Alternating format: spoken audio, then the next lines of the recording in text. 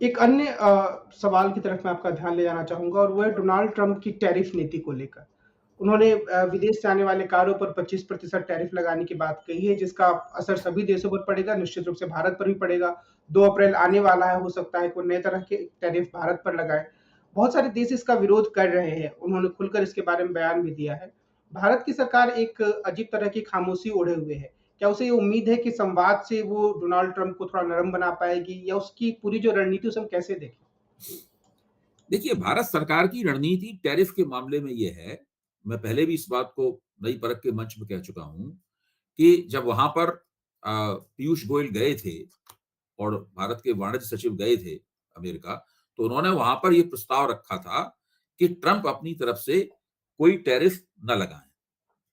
भारत सरकार एक योजना तैयार कर रही है, जिसमें भारत सरकार टैरिफ को कैसे कम करेगी, इसका पूरा एक ब्लूप्रिंट, एक इस पूरा मैप मैप बना के रखेगी और उसी के हिसाब से अमेरिका भी टैरिफ तय करे और भारत भी टैरिफ तय करे, इससे दोनों देशों का फायदा हो। तो कागजी तौर पे तो ये प्रस्ताव बड़ा सुंदर लगता था और इसे बड़े विश्वास के साथ मीडिया को दिया भी गया था कि हम ऐसा वहां पे करने वाले हैं। मीडिया में बात छपी भी थी। ऐसा लगा था जैसे कि भारत ने ट्रंप से निपटने का एक तरीका ढूंढ लिया है। लेकिन ट्रंप ने तो उनकी कोई बात नहीं मानी। ट्रंप ने आज तक, जब से ट्रंप दूसरी बार राष्ट्रपति हुए हैं, भारत सरकार की कोई बात नहीं मानी है।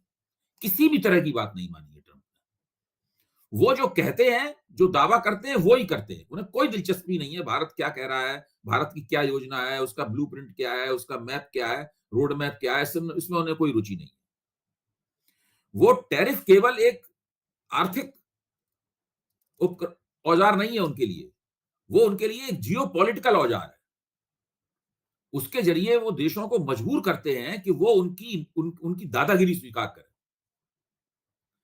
अमेरिका पहले जियो पॉलिटिकल औजार के तौर पर दूसरे हथकंडों का इस्तेमाल करता था, लेकिन ट्रंप ने एक नया हथकंडा इजाद किया है, वो है टैरिफ, यानी आयात शुल्क लगाना।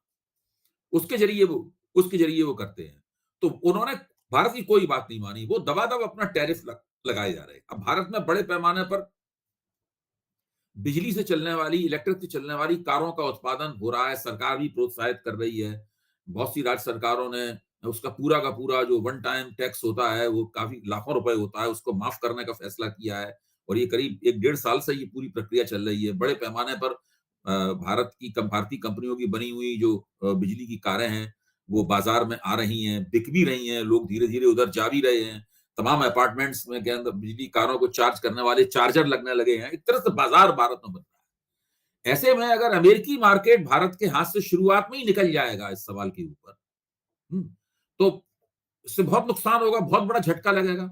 उसके बाद में जो भारत भारत पूरी बनी-बनाई कारें तो अमेरिका को बहुत कम, ना के बराबर ही एक्सपोर्ट करता है, लेकिन ऑटो पार्ट्स जो हैं वो बहुत बड़े पैमाने पर एक्सपोर्ट करता है। ऑटो पार्ट इंडस्ट्री को इससे बहुत बड़ा झटका लगेगा। अब देखिए, जो फार्मास्यूटिकल इंडस्ट्री है, यानी दवा उद्योग है, उसमें ट्रंप बहुत जबरदस्त झटका दे चुके हैं। एल्यूमीनियम पे झटका दे चुके हैं, इस्पात के ऊपर झटका दे चुके हैं। अब उन्होंने ऑटो पार्ट के ऊपर भी झटका दे दिया है। एक तरह से ट्रंप का राष्ट्रपतित्व जो है, भारतीय अर्थव्यवस्था को अभी तक अरबों अरब डॉलर का नुकसान कर चुका है और ये नुकसान एक दिन का होने वाला नहीं है, ये सतत जारी रहेगा और इस नुकसान का कोई तोड़ नहीं है भारत के पास। बहुत सारे अर्थशास्त्री लिख रहे हैं कि नहीं, इसमें भारत को फायदा है, भारत इस तरह उसको फायदा कर लेगा, अगर वो ऐसा करे तो फायदा हो सकता है, वैसा करे तो फायदा हो सकता है। तो ये बातें किताबी तौर पे अच्छी लगती हैं, अखबार में आर्टिकल लिखने के लिए अच्छी बात है ये, लेकिन पूरा एम्फेसिस बदलना, पूरा जोर बदलना, उत्पादन के ऊपर तौर तरीके बदलना, अपनी कार्यनीति बदलना, एक नया किस किस देश को आप एक्सपोर्ट करेंगे, उस देश को बदलना, ये सब चीजें बहुत मुश्किल होती हैं, हर कोई नहीं कर पाता है।